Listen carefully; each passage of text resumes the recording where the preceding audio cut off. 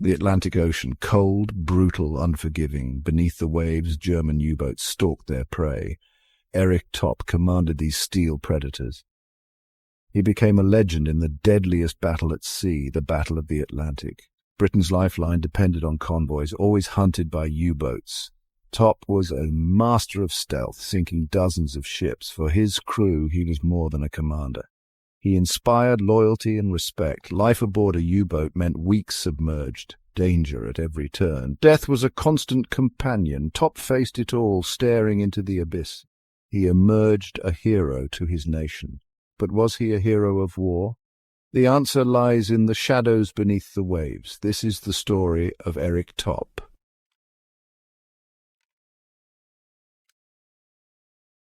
Topp's journey is one of courage, sacrifice, and moral complexity.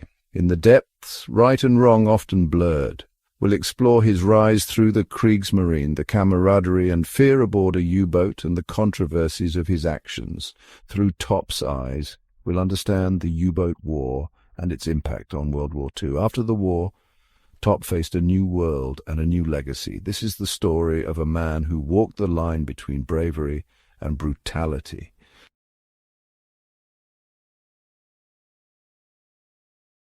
Erich Topp was born in Hanover 1914 as Europe erupted in war. For young Erich, the sea was adventure and freedom. He devoured tales of naval heroes and dreamed of command. Summers on the North Sea coast fueled his passion. He learned to sail, explored coves, and found his calling. As Germany struggled after World War I, Topp's dreams grew. The rise of Nazi Germany offered him a path to the sea, but it was a path fraught with danger and moral compromise. Topp's fascination with the ocean would soon be tested in ways he never imagined. The world was changing, and so was he. The sea, once his playground, would become his battlefield. The call of adventure would lead him into the heart of a new kind of war, and it would change him forever.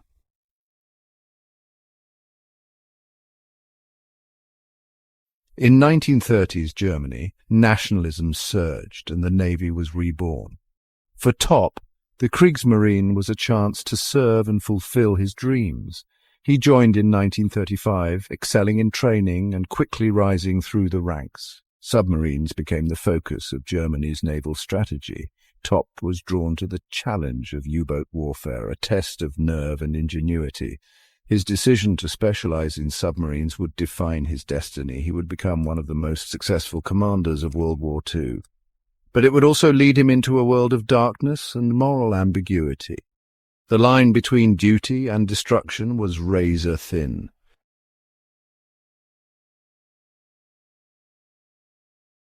U-boat training was brutal, designed to weed out the weak. Topp embraced the challenge, mastering every aspect of submarine warfare. He learned discipline, teamwork, and the technical skills needed to survive. The ever-present danger of the deep became his reality. Topp was ready to face death and command men through it.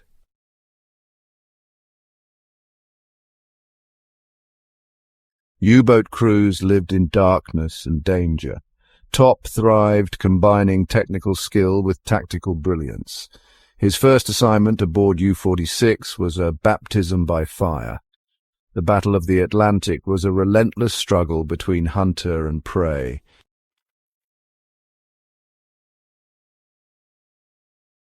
Topp's talent was quickly recognized. At 26, he took command of U-57, leading successful patrols and earning the Iron Cross. He fought for his country and his men, not for glory. In 1941, he took command of U-552, a larger, more powerful boat. This would become his most famous command. Here, Topp would earn his place in naval history.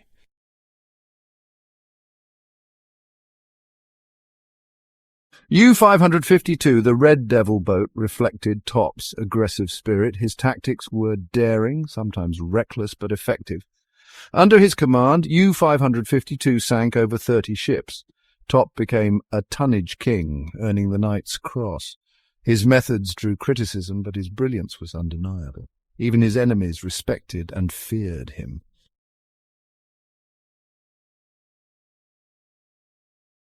Life aboard a U-boat was torment, cramped, humid, and suffocating.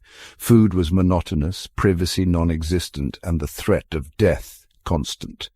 The ocean, once Topp's adventure, became a deadly trap. Allied destroyers hunted them relentlessly, yet camaraderie grew among the crew, a brotherhood forged in danger. They relied on each other for survival.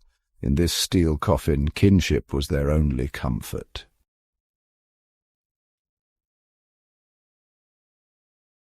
Topp and his crew were both hunters and hunted. The Battle of the Atlantic was a deadly game of cat and mouse. Every man had a role in this tense ballet. Topp plotted attacks with precision, knowing every torpedo counted. The moment of attack brought a surge of adrenaline and dread. Success and survival were never guaranteed.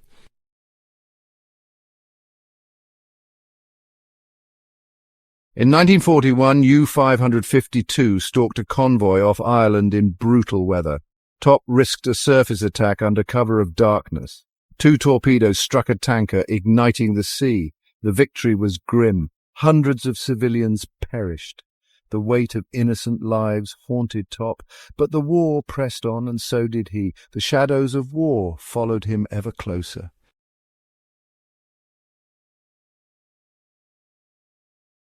Erich Topp was not a tyrant. He was not a screamer, a flogger like some U-boat captains. He knew fear was a disease aboard a submarine. Better to have men joking nervously than paralyzed by terror. Topp fostered an unusual atmosphere on the U-552, informality mixed with iron discipline when needed. He ate with his men, shared their cramped quarters, and listened to their worries. He knew their names, their families back home. This was not mere calculation. Topp understood that in the crucible of combat, trust went beyond rank. Their lives depended on one another. He led by example, always calm, even under attack. His mind worked like a chess player's, always thinking several moves ahead. He trained his crew relentlessly, drills upon drills, until every man knew his role instinctively.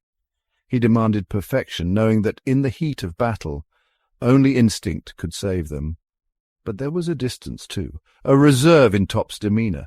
The weight of command, the knowledge of the terrible power he wielded, etched lines on his young face. He could order men to their deaths with a single command, and he did. That burden never left him, even in victory.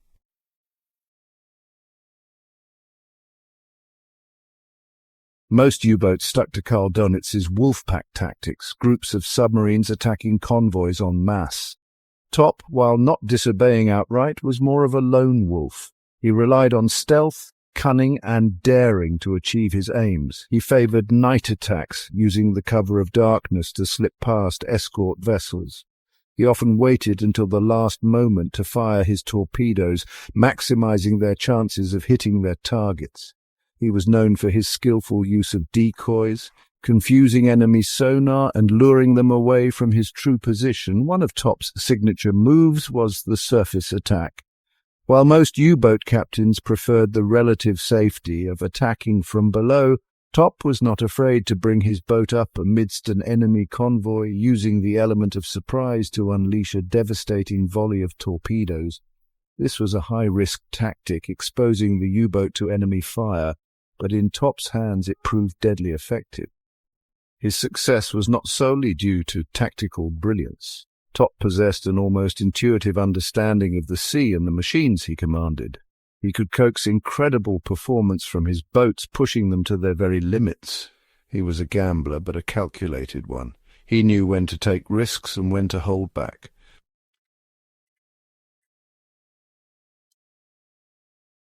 Topp was a product of his time, believing he was defending his fatherland. For him, the U-boat war was a struggle for survival, but it raised difficult moral questions. Did he ever question the morality of his actions? The historical record is unclear. Topp did not revel in destruction. He saw it as a grim necessity, a terrible duty. Was Erich Topp a hero, a villain, or something more complex, caught in the maelstrom of war?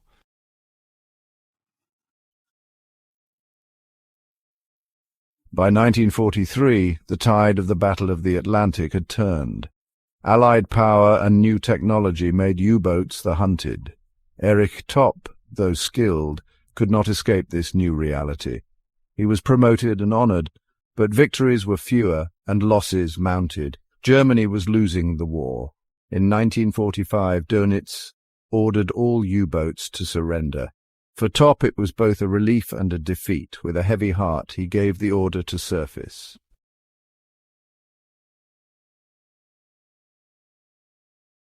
The U-552, its once proud Red Devil emblem now just a fading memory, sailed to the coast of Scotland. There, Topp surrendered his command to the British Royal Navy. It was, a strange and rather anticlimactic end to years of brutal warfare. The hunter had become the hunted, the predator now prey. Topp spent several months in a British prisoner of war camp, using the time to reflect on the war, on his actions, and on the future. He had escaped the fate of many of his comrades, lost beneath the waves, but he carried the burden of their sacrifice, the memory of their faces, with him always. Upon his release, Topp returned to a shattered Germany, a nation struggling to come to terms with its defeat and, its crimes. The world he had known, the world of the Kriegsmarine, was gone. He could have easily sunk into bitterness, even despair. But Topp was a survivor. He rebuilt his life, found work as a consultant, sharing his naval expertise with other nations. He married his childhood sweetheart and even played a role in the rebuilding of the West German Navy, helping to create a new generation of sailors, far removed from the horrors of the U-boat war.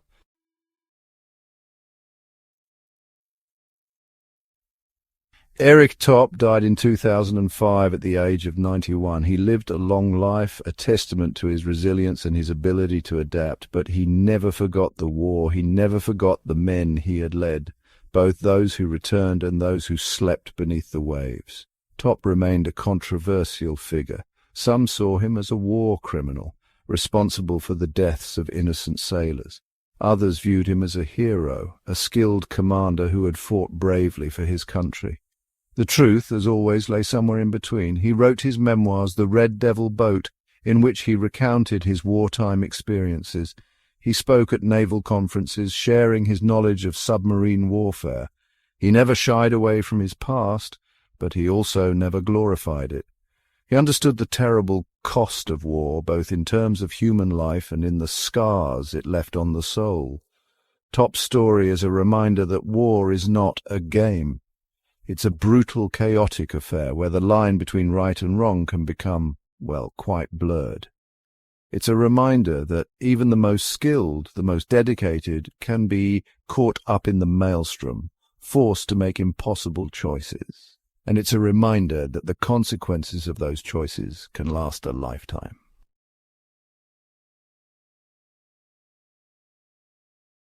Today, the wrecks of the ships Topp sank lie scattered across the ocean floor, silent reminders of a war fought in the depths, a war that brought death and destruction on a massive scale.